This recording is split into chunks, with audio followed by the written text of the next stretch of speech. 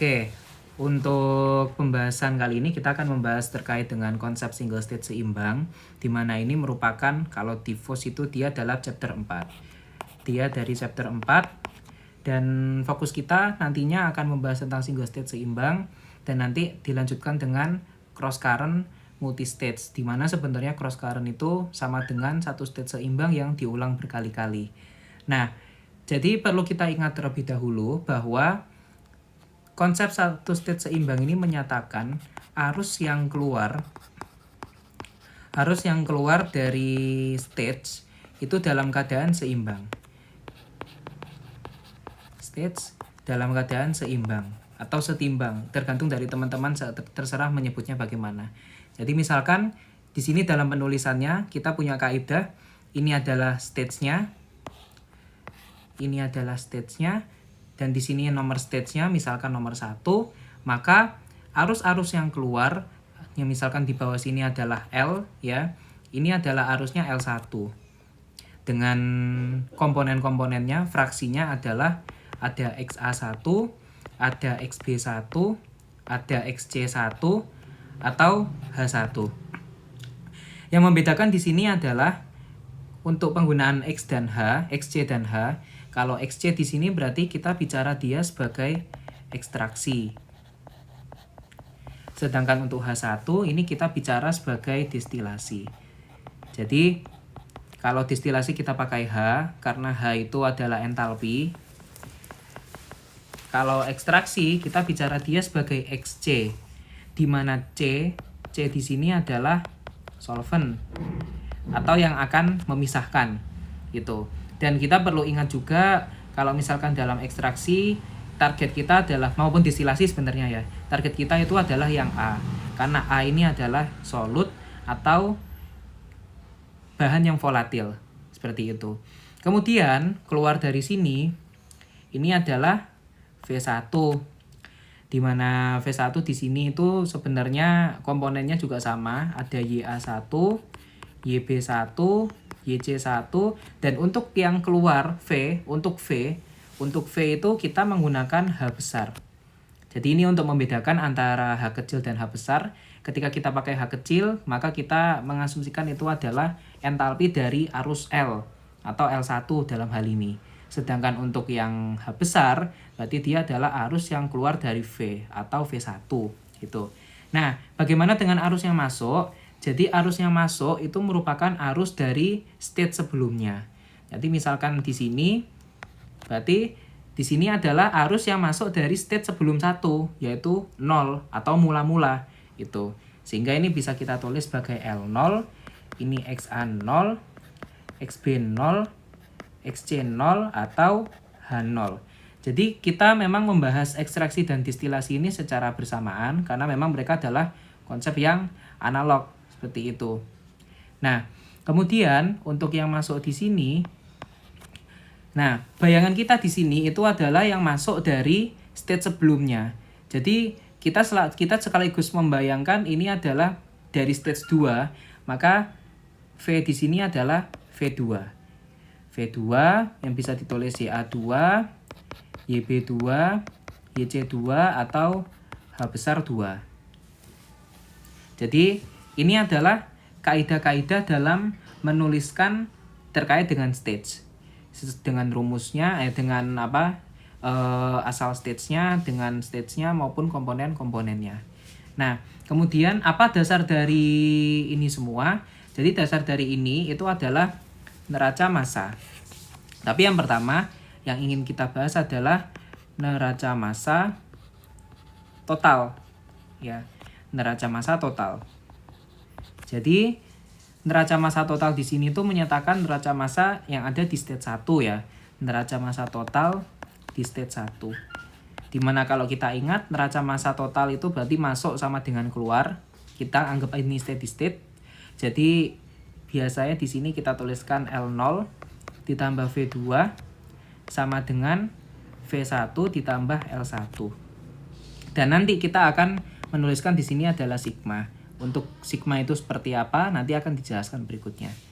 Nah, kemudian kita sudah mengetahui neraca massa total, maka yang jelas komponen kedua adalah neraca massa solut, atau di sini adalah komponen A di state 1. Nah, komponen A di state 1 jadi sama seperti ini tadi, tinggal kalau misalkan L0 berarti kita kalikan dengan XA0 fraksinya ya, ditambah V2 kali YA2 sama dengan V1 YA1 tambah L1 XA1. Nah, lalu untuk yang sigma bagaimana? Jadi untuk di sigma nanti kita punya term sendiri ya untuk menyatakan komponen A, maka di sini adalah dikali dengan ZA. Mungkin untuk biar ada gambaran sedikit, jadi sebenarnya sigma di sini adalah jumlah arus. Jumlah arus. Jadi jumlah arus di sini maksudnya adalah untuk arus masuk jumlahnya berapa, arus keluar jumlahnya berapa, itu sama dengan sigma. Jadi kita di sini bisa mengetahui kalau jumlah arus yang masuk itu sama dengan jumlah arus yang keluar. Dan komponen ini adalah komponen total si A. Sama, ya jumlah masuk sama dengan jumlah keluar. Nah, kemudian di sini kita punya neraca massa solvent ya.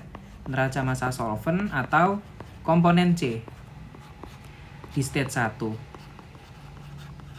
Nah, kalau ini sama saja L0 kali XC0 ditambah V2 kali YC2 sama dengan V1 YC1 ditambah L1 XC1. Nah, ini juga sama nanti sigma dikali ZC. Nah, ini kalau kita bicara dari ekstraksi ya. Ini ekstraksi. Kalau misalkan kita menggunakan distilasi, maka kita bukan menggunakan neraca massa solvent, tapi kita pakai neraca panas. Karena tadi seperti yang disampaikan bahwa distilasi dan ekstraksi itu adalah konsep yang analog. Jadi kita bisa membayangkan distilasi dan ekstraksi itu kurang lebih sama. Neraca panasnya bagaimana? Berarti L0 kali H0 ditambah V2 kali H besar 2 sama dengan V1 kali H besar 1 tambah L1 kali H kecil 1 sama dengan sigma kali H sigma. Nah, semua ini itu adalah yang kita butuhkan ya, neraca massa, neraca panas. Nah, kemudian untuk keseimbangan, jadi untuk keseimbangan sendiri, karena kan kita membahas satu state seimbang dengan konsep keseimbangan, maka kita perlu ingat bahwa pada konteks keseimbangan, kita tahu Y1 itu selalu berkeseimbangan dengan X1. Karena seperti teman-teman lihat di sini, mereka sama-sama keluar dari state seimbang. Jadi Y1 itu selalu berhubungan dengan X1. Y1 berhubungan dengan X1. Nah, kemudian kalau kita sudah mengetahui neraca massa, neraca panas, dan keseimbangan, di sini kita sudah mengetahui semua, maka kita perlu bantuan kaidah karena kita akan mengerjakan dengan cara grafis. Kita membutuhkan yang namanya kaidah. Nah, kaidah pertama di sini ada yang namanya kaidah penjumlahan ya. Kaidah penjumlahan. Inti dari kaidah penjumlahan adalah, jadi di sini kaidah penjumlahan itu kita menganggap ini sigma ini adalah kaidah penjumlahan. Jadi ketika kita punya L0 ditambah V2 sama dengan sigma sama dengan L1 ditambah V1 ya, maka ketika kita menggambar garis di mana ini adalah L0 dan ini adalah V2, maka sigma itu, bayangan kita kalau kaidah penjumlahan, sigma itu letaknya di tengah atau di antaranya, bukan nggak selalu di tengah pas tapi di antaranya. Jadi sigma itu di antara L0 dan V2 gitu. Nah, lalu kalau kita lihat ternyata sigma itu juga L1 plus V1. Berarti bayangan kita di sini ya, kita harus membayangkan berarti garis L1 dan V1 itu berpotongan atau memiliki titik yang sama yaitu sigma. Gitu. Jadi kita harus membayangkan itu agar kita itu bisa membayangkan di grafiknya nanti. Gitu. Kemudian di sini kita punya kaidah lengan tuas terbalik. Nah, kaidah lengan tuas terbalik ya. Kaidah lengan tuas terbalik seperti apa? Jadi kaidah lengan tuas terbalik itu sebenarnya turunan dari neraca massa ya.